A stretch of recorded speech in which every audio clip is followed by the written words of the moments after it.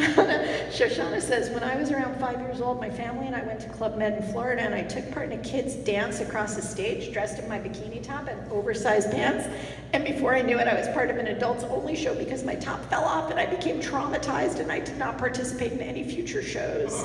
That did not go the way she planned. Here's our friend Shoshana Foster.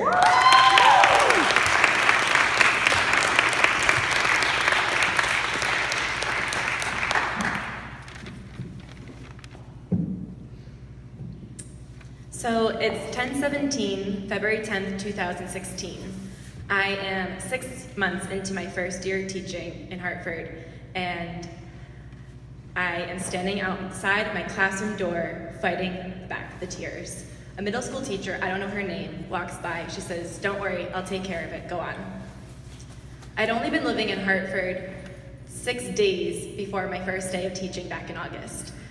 The day after I moved in, the principal called me 4 hours after my interview and said, "Congratulations, you've earned the 3rd grade position teaching at our school. I'll see you in the morning for PD." And as we like to say, Huan Ying, which means welcome in Mandarin. This is just about the only Mandarin the school uses, despite its name, Asian Studies Academy. So I only have 6 days to prepare for my classroom. And for my 3rd grade students that I'm meeting on Tuesday, I don't even know their height. The custodians ask me what chairs I need in my classroom, and I say, you know better than I do. But I do know one thing.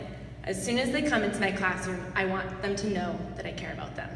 So I hold up this sign that I've made out of a cardboard box from Move-In, and I say the words to them, "I care about you, I believe in you, I respect you, and I love you."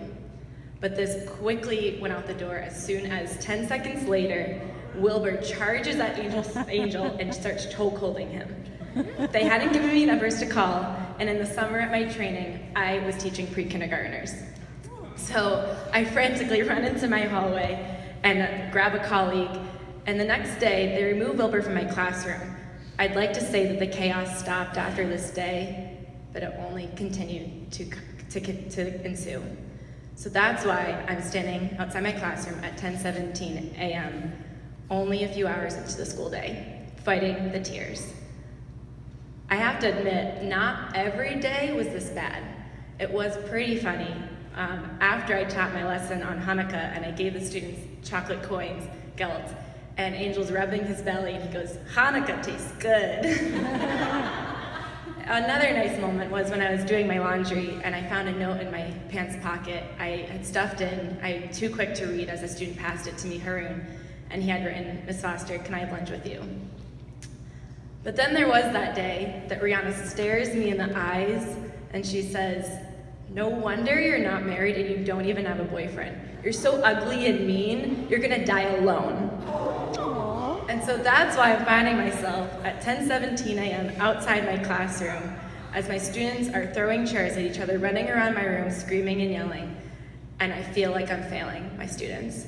So as the middle school teacher goes in to take care of my class, I find myself walking down to the nurse's office to find Nurse Shanahan. She's one of the few people I've made a positive relationship in the school so far. And I walk in and she quickly ushers me into the back room and hands me an ice pack and sit there and cry while she actually tends to the students who have real medical needs. And a few minutes later, the middle school teacher comes in and finds me. And she says, "Don't worry, Mrs. F is in their classroom." My first thought is, oh my God. Mrs. F is the dean. She's this tall black woman, and she made me cry. The union rep who wears this jean jacket with these patches all over, he has this long braid, he's Native American. He told me that it was her mission to make every first year teacher cry. And she did. But I have to admit, she did not necessarily have more authority over me with the kids. She just wasn't afraid to yell at them. And I mean really yell at them. I yelled at my students, "Sit down, stop talking," yell at them that way. But she yells at them and tells them how horrible they are and how they really don't care about their education. So I'm sitting there frustrated that I'm not in my classroom, frustrated at my students, but also frustrated that she's in there. So the middle school teacher calms me down. She says, "Don't worry, they did this to me last year. They're just testing you." So I wipe away my tears, I take a deep breath, and I head back to my classroom to power through the last 5 hours of the school day. But as I walk in, ready to teach them, or try to, Mrs. F gives me a strange request. She says, go on, Miss Foster, go get yourself a coffee, go to Dunkin's, you're still getting paid, these kids don't care, they don't want to learn anyway. As much as I don't want to do this because, one, I'm a rule follower, and I'm leaving work on my paid time, I also know that going and grabbing my keys and my coat and my purse is going to tell my students exactly what I don't want to tell them. I don't agree with Mrs. F. I don't want to leave. But she demands that I go, so I go, not making any eye contact with any of my students, particularly not Carolee's, and I grab my stuff and I go. I'm on my drive to Dunkin's, I'm on Franklin Ave, and my phone rings on Bluetooth in my car. Nurse Karen is calling me. I pick up. My immediate thought is, oh my God, whose mother do I need to call now? She goes, where are you? And I said, I'm on my way to Dunkin's, Mrs. F told me to. It feels just as weird telling her what I'm doing as I'm doing it. And she says, Carolee's is in my office. She's bawling her eyes out. She won't stop crying. She's worried she's never going to see her teacher again. I freeze.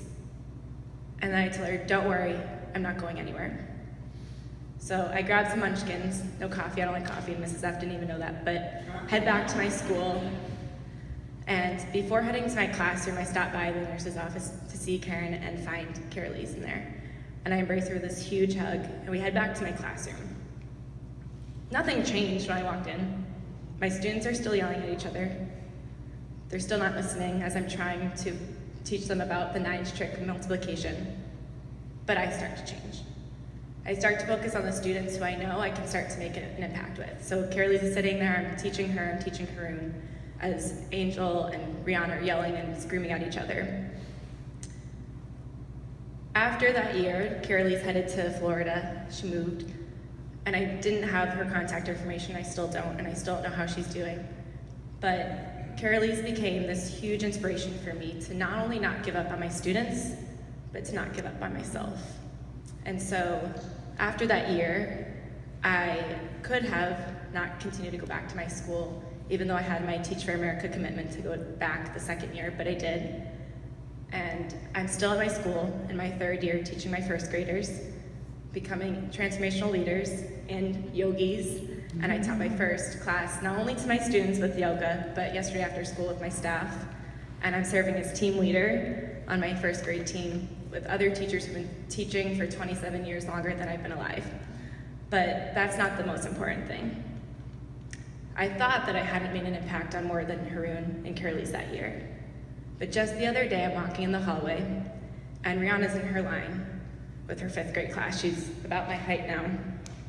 And she gets out of her line, and she comes up and gives me this huge hug. And she says, Miss, I really miss you. This year, I'm in 5th grade, and I hate my teacher. He's horrible, and he yells at us every single day. And I said, but Rihanna, I yelled at you every day, every day, every minute, every second. And she says, Miss, yeah, but you know what?